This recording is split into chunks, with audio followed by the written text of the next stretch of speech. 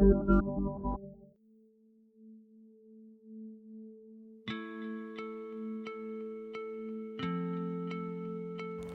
India forgotten to laugh?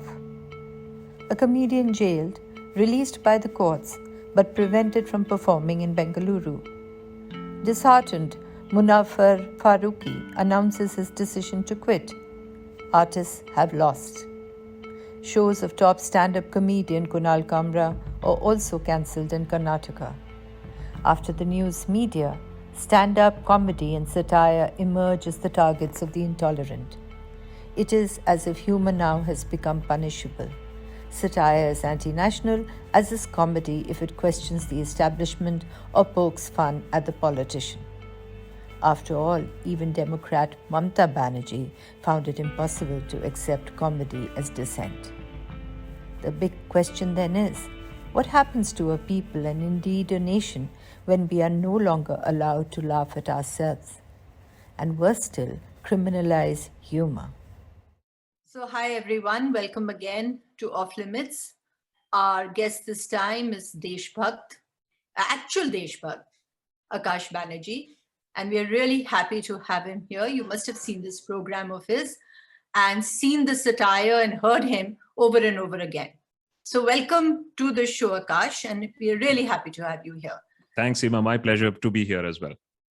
Okay, now you have to tell us a little bit about yourself. You know, stand-up comedy in India is fairly new. And I know that when we were young reporters or growing up in journalism, this was hardly there. And we always used to also feel that there was a lack of humor where Indians are concerned. We're rather dry, we can't laugh at ourselves. We're very serious how we take every issue. We are sensitive, our hackers rise in no time. So how is it that you found this groove and how did you enter? Tell me a little bit about yourself. Okay, so first and foremost, a disclaimer needs to be put on this. We've been trying to make a little bit of a mark, stand-up and satire, a little different actually. Yes, absolutely. Both the genres. So what happened is, I think both have grown together side by side. I think stand-up had grown in India has grown in India much bigger. I do not know if it's going to grow anymore or not. Like our GDP, it's stagnated and perhaps shrinking at this point of time. But stand-up actually came around inspired by the West, by the fact that people wanted to go out, have a laugh. And over the last 5 to 10 years, it's done decently well. Now we are, of course, seeing the decline. Satire is something that is thriving only on social media at this point of time. A lot of people ask us, why don't you do it on mainstream television? And we say that we wouldn't be doing what we do on mainstream television. Actually, there is a move to even throttle satire, even on the online media, the new media regulations, the fact that even YouTubers have to register themselves with the Ministry of Information and Broadcasting is proof enough. And even people who are doing commentary and satire, it's not only news, I can understand news, but people even who are quoting news sources or not breaking news, even they have to register themselves. So satire is a little different from stand-up comedy for the fact is that you go to a stand-up comedy, sometimes it may have a deeper point, but mostly it's just innocent, harmless fun and you come back. Satire is, I would believe, a level higher, a level deeper, where actually it's driven by data and there is a deeper point that is being made. And that's what we've been doing over the last 3 years here on the DeshBhakt. How did it happen? Very quickly it happened because I've done 10 years of television. So the whole serious bit, I mean, when they used to do journalism on television, I'm talking about then, pre-2012. And then I did 5 years of radio. And what happened in radio is that you can't do news, but you still, go around and have fun and be irreverent. And that's where I think the marriage of these two happened. And we said, and we saw the American satirists, the Stephen Colbert's, the, Jimmy Kimmel's of the world. And that's where this whole idea of doing satire, news-based, fact-based satire came about. So while you were talking, I was just thinking of one of the older guys, like somebody like Cyrus Barocha. Where does he stand? He's neither really stand-up comedy, nor is he really satire. He doesn't bring that much into it. Where would he be placed? Though his genre doesn't seem to exist anymore anyway. So if you would have noticed, even even Cyrus has toned down dramatically, given the fact that he operates in a news channel which can't really poke fun at the establishment. You see, the problem is satire by its nature. And that's why it's even in comedy, as a matter of fact, satire or comedy by nature punches up. You really can't be a satirist or even a comedian of repute if you're punching down. It's very easy to punch down. The challenge comes in punching up. So actually what Cyrus has been doing is basically a little bit of comedy in the format of satire, but it's basically comedy. The closest we had to the American late night television format was Movers and Shakers by Shekhar Suman. And that was the beginning where you could even call a Mulayam Singh Yadav on your show and imitate and mimic Mulayam Singh Yadav in front of him. Move aside all his corruption allegations and the time he spent in jail, but that is the sort of politicians satirists really enjoy. I mean, I have satired Shashi Tharoor, and he actually sat down for an interview with me after that. But unfortunately, those sort of politicians, the acceptance of satire with an India which is increasingly becoming thin-skinned, you wouldn't have a Movers and Shakers in television today. Imagine biggest democracy in the world does not have a late night national satire program. Amazing. I mean, it's beyond belief, and we seem to be absolutely okay with that, and we think that we are a free democracy. Yeah, and I'm glad, with my little mistake right at the beginning, you were able to spell out the difference between the stand-up comedy and satire. And there is that difference, because stand-up comedy, though, the better stand-up comedians do their research and they come out, and the timing has to be right and they are with this audience. Your show, let me talk about your show, DeshBhakt. It's got a level of research, it's got level of facts, which comes maybe from your experience in journalism, of whole journalism. And you are then taking that whole issue and making us also laugh and think and talk literally with you.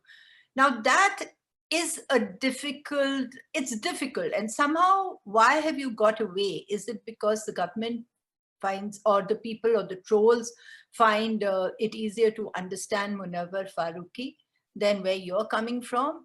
Because the attack seems to be on the stand-up comedians right now.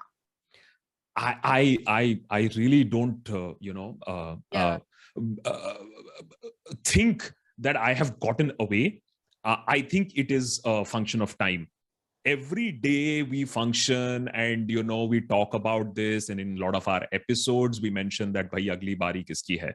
So I think it is a function of who is popular, who can you catch. Please understand, look at the comedians who have faced the flak in the last 1 week we are talking about. Look at Kunal Kamra, look at Munawwar, and look at Veer. Very, very, you would say the top comedians of this country, people who are known even internationally to some extent, and they are the ones facing fire.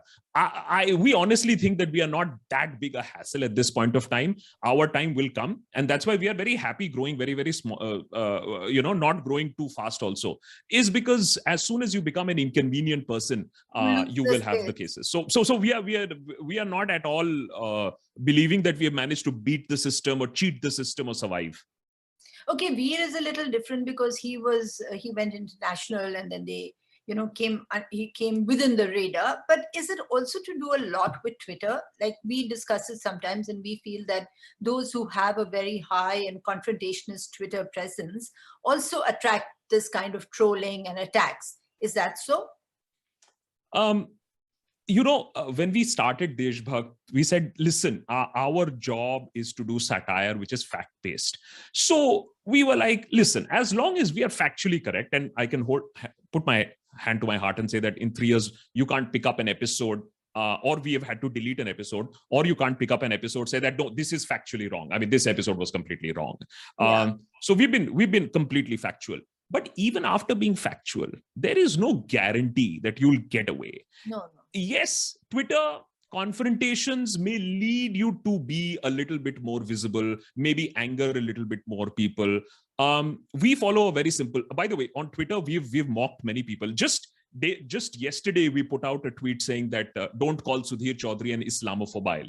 And we just put 6 of his own words that he had said in his show DNA. And that's gone viral, 2,000 plus retweets. So we do engage with people. but I don't think there is a very clear line what gets you and what doesn't get you. It's interesting, though, that, all comedy or satire has been sort of in the very anti-establishment mold. So obviously, real humor, and even if you look at all of them across the world, Trevor Noah, everyone, it's always sort of questioning the establishment. It's taking old journalism further in a very light, happy way. I would say happy way because it attracts people, people listen to you, and they understand what you're saying. So is it basic really coming from the democratic principles of questioning, of freedom of expression, of actually standing up for rights and for freedoms? So I can't speak for all satirists, but our punchline on the DeshBhakt is question everything. That's the punchline that we use. Yeah. Question everything. The system, the society, your parents. If you love someone, then you will question someone. That's what we believe. Look at the American comedians. I mean, you mentioned, why is it that America also asks, and they've tried, but they've failed. Why don't you have right-wing comedians? Because it requires a certain of being laugh at yourself. So I laugh a lot at Bengali jokes. I laugh at a lot of jokes that are thrown at me in the comment section. You have to be irreverent. You can't take yourself seriously. So I think when you have a mentality which is us versus them, I am the victim, I am more powerful, so I am right, then comedy really falls by the wayside. And I think one of the reasons why comedians are coming under fire is usually the famous ones are the ones who are anti-establishment. And you do not have an answer to them vis-a-vis another comedian. So you may have 10 different channels to counter what NDTV might be daring to ask. You may have 10 different websites daring to do what you may want to do. But what happens in the world of comedians is that they don't have a counter, and therefore I think they need to be fixed. Yeah. Well, I think everybody who's carrying a message is fixed when systems become intolerant. So even the journalist gets fixed, the comedian gets fixed, the satirist gets fixed. Anyone, opposition gets fixed. Because when this intolerance for questioning comes into our state. But, I'm going back to what I said earlier, that there was this absence of humor amongst Indian society. I mean, we laughed at jokes, Bengali jokes, Sikh jokes, these jokes, that. But we were not able to laugh at ourselves. And we used to get very serious, and there were a whole bunch of issues on which we were serious. Over the last 10 years, and more as adversity grew, you've got this crop of good, really good, and quite a few very good satirists and comedians. So does adversity actually help you? Suppose everything was hunky-dory, you might have found it difficult to write your satire. Is that connected somehow? So for the one thing that we also need to understand is that India always has had a rich culture of satire. It's not been in the mainstream languages, definitely not in Indian English language. But you have Parsai, as a very, very famous Hindi satirist. You've had Marathi. Yes, absolutely. You've had Marathi satirists. You had Bengali satirists. And I think somewhere down the line, this whole Victorian thing of being very serious crept along. I think what happened with the 90s and the liberalization is that we stopped taking ourselves too seriously. And I've said this in one of the episodes on Veer Das also. The reason why there is an outrage on Veer Das is not about religion or what he said about goddesses, etc., etc. It seems that the reason is, and the frothing is because he actually went ahead, internationally shattered this very, very convenient image that we have built around ourselves, that we are global superpowers, everybody's falling on our feet, which is not the case. I mean, speak to any global person doing global investments in the rounds. We are nowhere in the global conversation at this point of time. We are not the hot story that we used to be 10, 15 years ago. And when that harsh truth is put on your face, you just boil and froth and vomit. So a confident nation wouldn't have had problems with chuttu puttu comedians. As you just now said, fix the opposition, fix the media. We are fixing comedians. $5 trillion superpower India global super story is fixing comedians. Our fixation has come down to setting comedians right. I don't know what's left below this now. Kapda ho gaya, love ho gaya, food ho gaya, opposition to ho hi gaya, media long gone. Comedians, what are you going to boycott, fix next? I wonder. Yes, and then the whole thing gets sort of covered under national security and national interests. And this is it might have increased now, but actually, Akash, even as, for years in journalism, we've always faced this. The minute you start questioning any government, they come up with this excuse that why are you questioning us? You're going against the interests of the nation. And now it's, of course, being applied to those who laugh and make us laugh, which is really tragic. So what do you see with this kind of clamp down and this kind of dissent is coercion is on one side, but the other side is your audience growing? Are young people responding the way you guys want to you? See, as far as, dissent always being looked down upon, I mean, very famously, Indira Gandhi hated the guts of R.K. Lakshman. She indirectly, tried to hint to the Times of India, but he was never put behind bars. I do not know what would happen to R.K. Lakshman at this point of time had he been around now and making cartoons on the present Prime Minister. We talk about Mamata Banerjee, for example, being an alternative force, and yet you have a person who made a cartoon on her still handling that case for so long. So it seems to be a problem everywhere. Do I see the questioning aspect rise? A lot of people say that, oh, Akash, I mean, I've literally spent every waking hour of my life over the last 3 years trying to do a bit of satire, a bit of DeshBhakt, trying to run a small little company. We could have been 5 times bigger had we been Siachen pe soldier. There is no doubt in our mind that we would have been 5 times bigger. There are people, there are conscious people, there are aware people, but I'm sorry to say their voice, their actions, their interest, their time continues to be in the minority. You will still get away and get far more views if you do Pakistan bashing, China bashing. I mean, imagine China bashing while we are doing $100 billion worth of business with China. But it seems that as long as you live in this construct that everything is great, we are great, everybody is shit scared of us, everything is okay.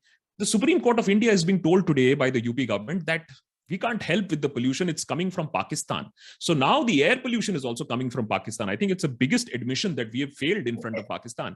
They are sending polluted air to us and we can't do anything about it. But that is the level where we are at this point of time. Right. Okay, tell me, I mean, where your community is concerned, why is it that it's more male dominated and women are not at the top level? I mean, I know that there are many women who try, but somehow are not able to reach that space. See, I could say that for journalists before, because editors didn't want women journalists to become, proprietors didn't want them to become editors. And there's always been, we never had political editors until very, very late in our lives. But why on the digital platform? Why is the women not being able to make a mark here? About women being suppressed as far as print goes and old journalism goes, I mean, there could be a full Akbarnama on that. But anyway, what I'm very happy about digital is that I'm also an outsider. This whole discrimination thing. Technically, I'm also an outsider. Why? Is because nobody will touch satire with a barge pole. I mean, there was an attempt of a news channel. They had contacted me in the early days of the DeshBhakt, and we did some few dry runs, and they were aghast when they saw the dry reels. They said, we can't carry this on television. So I believe that the voices that have been suppressed, look at Ambedkar's Caravan, look at Dalit voice. These are voices that would have we know that there is a class barrier as far as television is concerned, and I am from the privileged class, and I've benefited out of that. What makes me really happy is whether be it satire, whether be it women's issues, whether be it Dalit issues, there are YouTube channels that are growing at a good trot, and there are people watching. The same goes for women in satire. The problem is that there is a problem of both sides, consumption and delivery.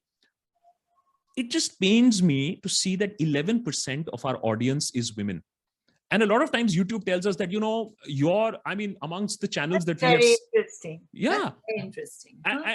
And they say that, amongst the channel that we have seen about in a 2 million mark, the number of women participation is very low. Do I do sexist jokes? Not that I'm aware of.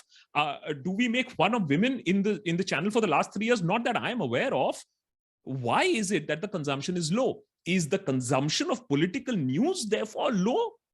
I do not know, but I can tell you one thing. There is nothing that is preventing a woman from coming up and opening a channel. There are many satirists. There are many people who are doing comedy, mimicry on Twitter, and they are women, and they are being appreciated, they are being lauded. So I think it's a matter of time when they will get this foothold, and you'll see more of this. I would love to see more of that. Yeah, I would too. And I think it's important for everyone. Maybe it's a lot of work.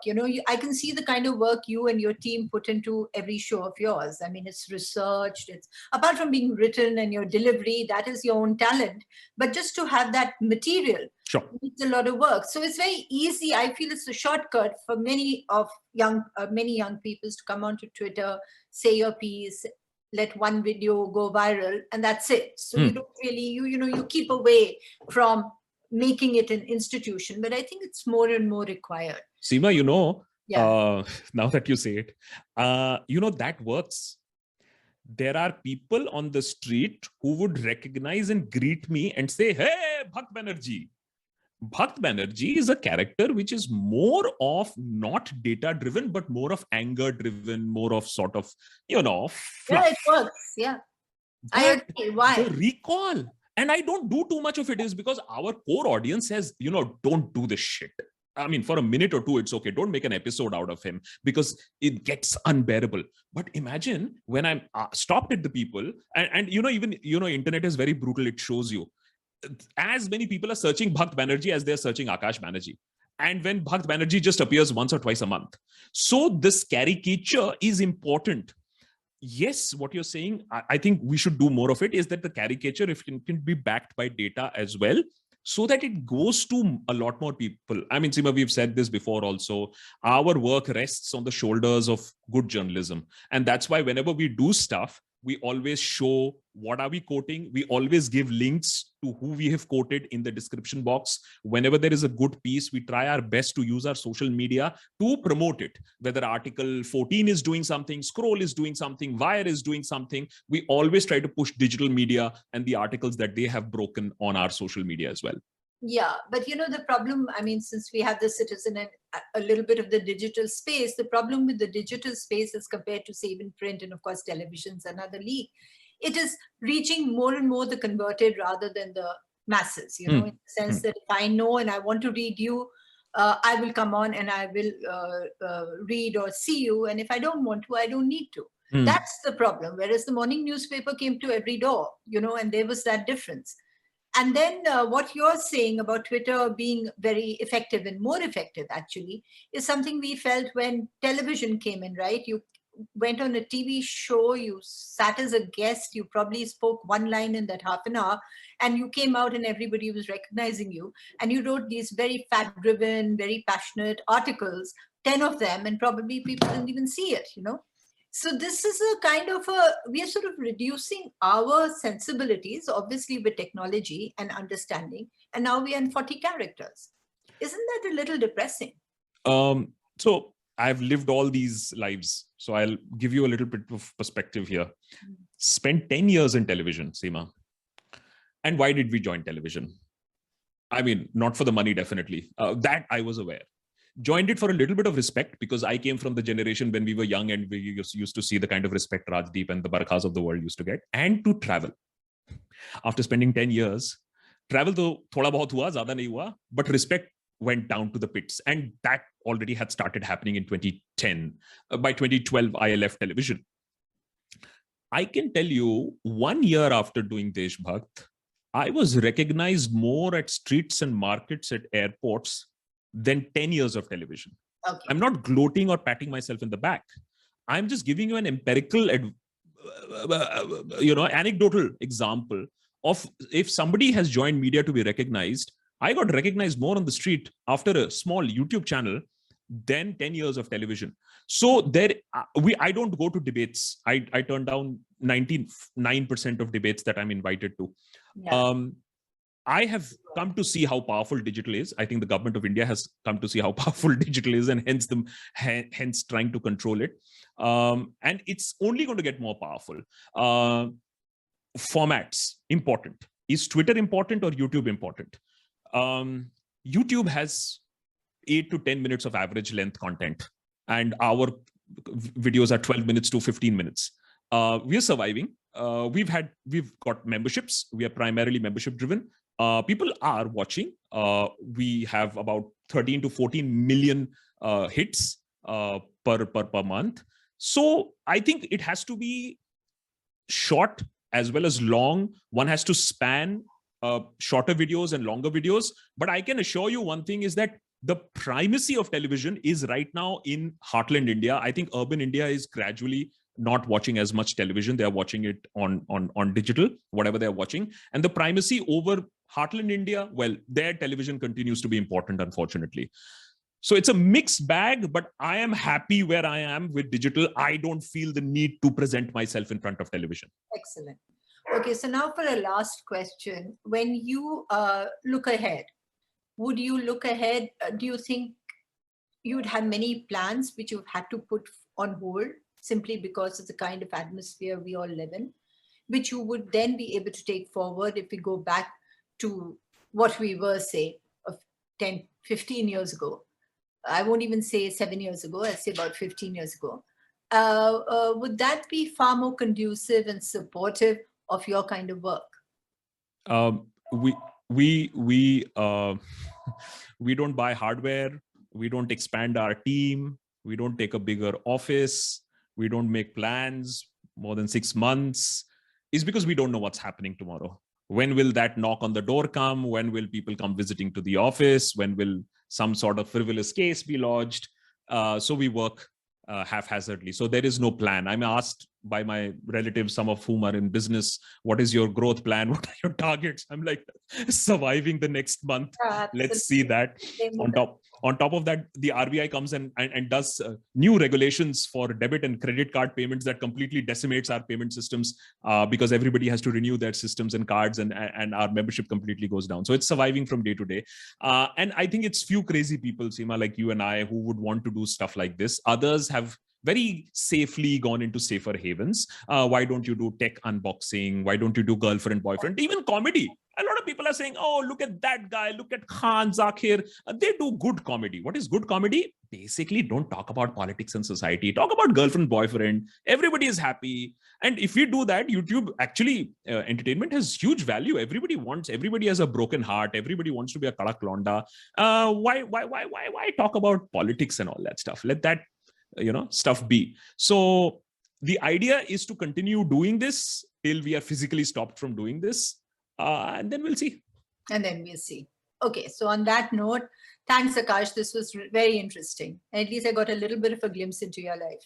Thank you so much. Take care. Pleasure. Bye.